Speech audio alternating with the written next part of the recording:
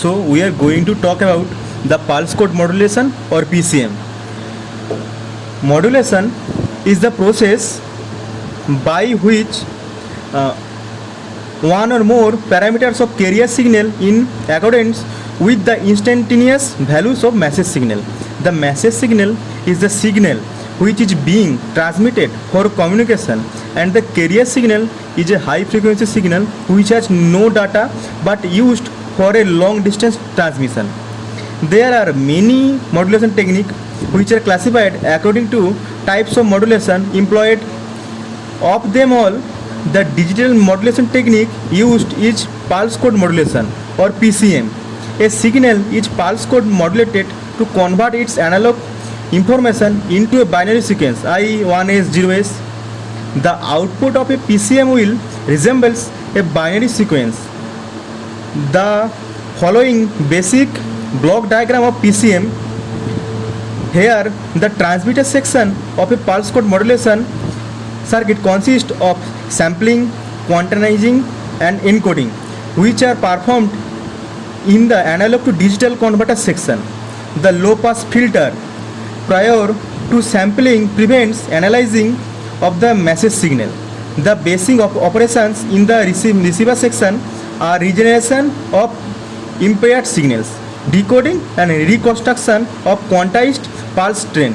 Following is the block diagram of PCM, which represents the basic elements of both the transmitter and the receiver sections. So here the low pass filter. This low pass filter eliminates the high frequency components present in input analog signal, which is greater than the highest frequency of message signal, to avoid aliasing of the message signal. Here sampler. This is the technique which helps to collect the sample data at instantaneous values of message signal, so as to reconstruct the original signal. The sampling rate must be greater than twice the highest frequency component W of the message signal in the accordance with the sampling theorem. So then quantizer is the process of reducing the excessive bits and confining the data. The sampled output, when given to quantizer, reduces the redundant bits and compress the value. So here in the PCM, the sample values are rounded to values of a certain level. The rounding of the operations is known as quantization. Then each sample is coded into a binary number, which is equivalent to the index of the quantization level that is closest to sample value. So when we give a definition, so here it is: when an information signal is pulse amplitude modulated, it becomes discrete in the time only. It remains analog in amplitude since all the values within the specified range are allowed. PM signal is said to be quantized when each pulse of PM signal is adjusted in the amplitude to coincide with the nearest level of fineness set. So now next we talk about the bandwidth of PCM. The transmission bandwidth in PCM is associated with the number of bits per sample. If the number of bits per sample increases, so the bandwidth also increases.